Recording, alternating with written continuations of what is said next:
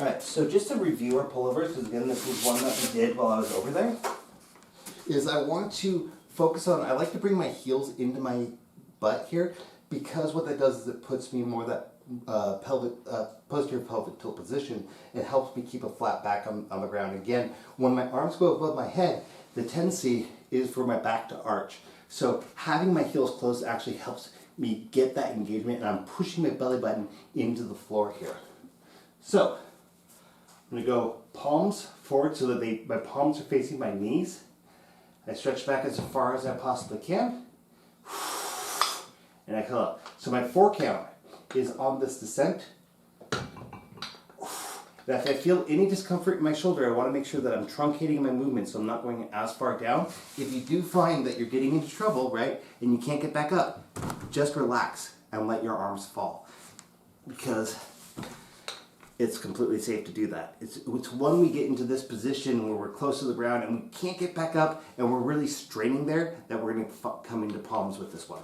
And the further down your dumbbells go, the more I focus on pushing my belly button in the ground. Now, if you don't have dumbbells available because you're at the gym or whatever, you can use a barbell for this. There's absolutely no reason you can't, other than it just takes up a lot of space.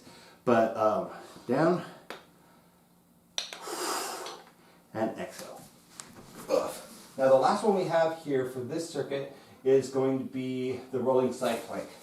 And again, for this one, I want to start with my elbow tucked in closer to my hips than my shoulder. My shoulder is pulled back and down, and then I raise up until I get into this plank position. Now, I want to keep my hips in a neutral plank position. One key thing here, people have a tendency to come up and they have their ass pushed out the back here like this, right? And you get into this V position. I want to really make sure that I'm pushed out, my hips forward, so I'm in this nice straight line. So I get up, tuck my elbow under. See, my hips are low here. I'm in a plank, so if I was just doing a regular plank, I should be in the exact position here. Roll, here. I like to move and put my hands, my elbows, I like to insert to the inside most of the time, unless I'm finding that I'm actually walking here, because the tendency is to walk my arms out, and that's going to hurt your shoulders. So, nice, smooth transitions. If you want to progress it a little bit, drop your hips down, and when you're dropping your hips down, I'm not releasing tension in my hips.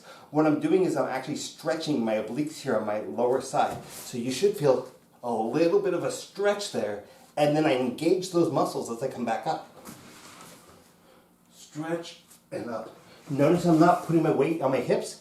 I'm also not rolling. So if I get in this high hip plank position, a lot of times what people do is they'll flop their hips back down to the ground, come up, high hips, flop, right? Keep that nice straight line the whole time. And you can get that stretch and it looks nice, clean, and beautiful. Okay, that's your rolling side plank.